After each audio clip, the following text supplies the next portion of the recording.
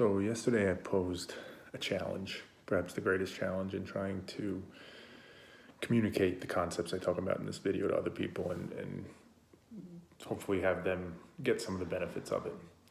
Most notably the kind of thinking better, logical, mathematical thinking, and also the mental toughness and the ability to actually utilize it to improve your life in some way.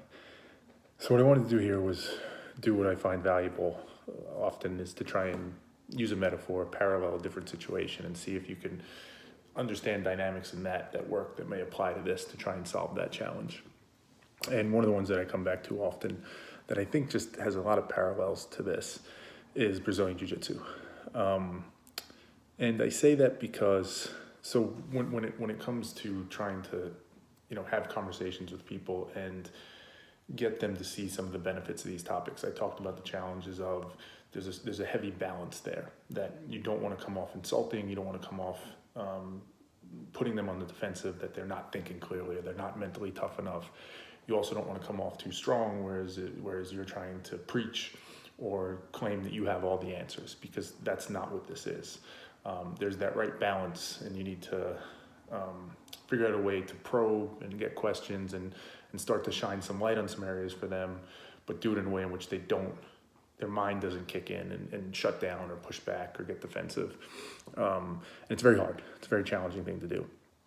So there's a bit of almost like there's a dynamic of you and another person kind of going back and forth, almost like a sparring to it, which in Brazilian Jiu Jitsu is obviously very similar. It's you and another person, in effect, sparring, battling back and forth. Now, the objective here is obviously very different.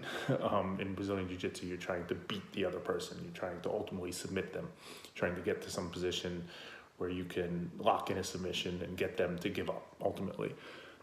So that part does not parallel, but there is some objective that you're trying to reach. So if you step back a bit and say, okay, there's an objective here, and it's me and another person, and we are kind of going back and forth. We are trying to figure out what the other person's doing and find a way to get to the objective that you want. That's I think where the parallels sit. So if you look at it through a Brazilian Jiu Jitsu lens, and you think about what it means to build those skills and how people can become effective at it. One of the most common things people will say to you in Brazilian Jiu Jitsu is, well, it's mat time. You just have to do it. You have to be on the mat. You have to be sparring or rolling, as it's called in Brazilian Jiu Jitsu. And it's just, you have to just get comfortable in that. And the more you do, the more your mind will pick up, and the more your body will pick up, and the techniques and all that. And I think right off the bat, there's a parallel there. That having these conversations, practicing it, talking to people, trying to meet this challenge, right? Trying to figure out that right balance and the right way to do it. You just have to do it to some extent. But within that, as you're doing it, when you think about Brazilian Jiu Jitsu, it's obviously very strategic. There is a great degree of trying to think ahead and trying to plan out your moves and trying to navigate defenses of the other person. And there's a lot of that in this, and that you have to be very deliberate. You have to be very strategic. There's a lot of setups involved. I'm going to do this, and I might get this reaction. If I get this reaction, then I'm going to do that. Again, intent is different. The intent in Brazilian Jiu Jitsu is to almost trick the person, to trap them in some position so that you can win. In this, it's less about tricking or trapping. It's more about, I need to predict and see what their reactions might be so that I can navigate this effectively, so that I can know that I don't want to go that way because that's going to lead to a very defensive reaction, or that's going to lead to where, they might just have a huge identity issue and they might break down. So you want to be able to see it just like you would in Jiu-Jitsu, but for a different reason. So that strategy, that being able to see what's happening and where it's going is obviously hugely important.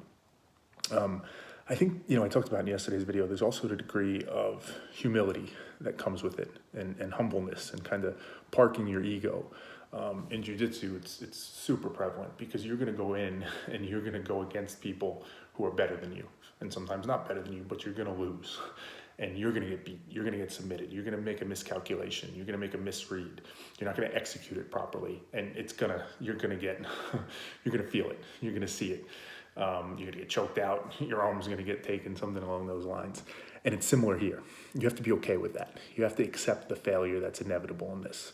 If you go into these conversations thinking they're going to be perfect every time and you're going to kill it and you're going to, get the exact results you want, and that's what your mind and your ego is set up for, you're never going to fail, because you're not going to get that mat time. You're going to stop putting yourself out there, because as soon as you get a few failures, you're going to think, well, this isn't no good. This isn't what I want. I expected this to go great every time.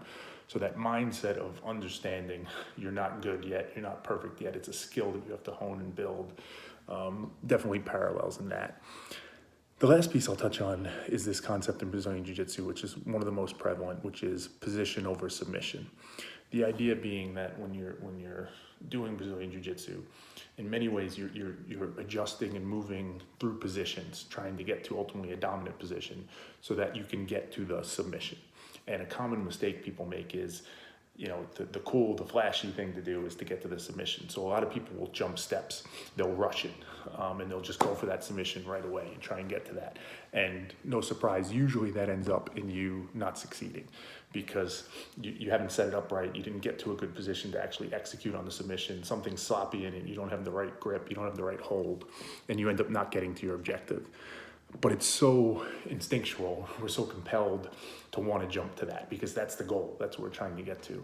And I think in these conversations, again, a very strong parallel in that, where that position component, the control, right? In jiu-jitsu, that's what it's about. The position is about getting to control. You're minimizing variables. You're trying to eliminate outs for the other person. So if you get to the right position and you do it right and you lock up, a position in such a way in which you control their hips and you control their legs and their arms are put in a certain position, it becomes very direct and obvious and clear. And there's very little resistance that could be put up for you to get to where you want to get to, which is ultimately to that submission. You've minimized those variables. You've eliminated the defenses in a very systematic way, which is going to lead to success. And again, different intent, different thing you're trying to achieve, but conceptually, I think it's very similar. When you're in these conversations, that's what you want to try and get to. You want to try and get to that position of quote unquote control, not control of the other person, but control of the situation. You want to get to that position where the normal reactions, the emotional reactions, the defensive reactions, the fight or flight, the shutting down, the cognitive outs that we give ourselves, you want to eliminate those as best you can. And if you take your time and you approach it the right way, and you don't rush to just get to that ultimate objective of how do you not see this? How do you not see you're not thinking clearly, or you're not accepting reality here? As much as you might want to, do not rush to that. Position over submission. Take your time.